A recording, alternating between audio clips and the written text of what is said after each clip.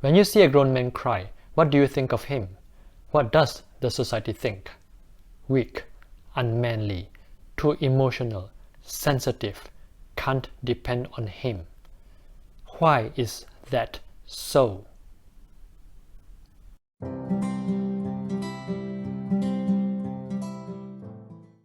Hi, my name is Eddy, and as a life coach, I help my clients reach their fullest potential by getting in touch with their emotions, whether you are a man or woman, gay, straight, or queer.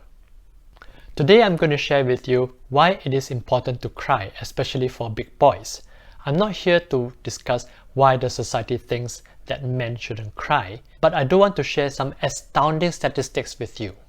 According to WHO, every 40 seconds a person dies by suicide somewhere in the world. In most countries where reported, 3 out of 4 suicides are male, including Singapore, Australia, and in the UK.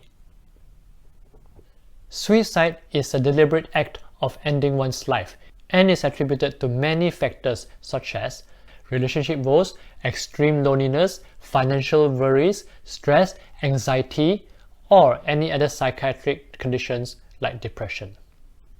Overall, men appears to be more at risk to suicide compared to women. One reason is the way men cope with stress.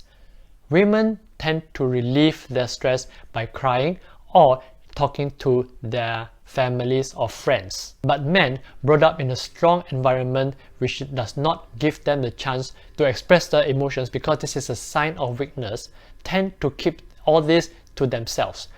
How do we prevent the situation from getting worse? Ditch the gender stereotype and cry. Boys don't cry. This is the familiar phrase that we were taught when we were growing up. But this is no longer the case now. Men should be allowed to cry and be in touch with their emotions. Let me share with you the 3 benefits of crying that can be useful for men. The first one is crying relieves stress. When we cry, we actually allow our body to relieve the stress in ourselves. The stress that has suppressed all these emotions within our body has to be released within our body. And crying is the most natural way for our body to release these emotions. Emotions are a form of expression within ourselves, and we should never suppress these emotions because these emotions will eventually manifest into other forms of illnesses or disease.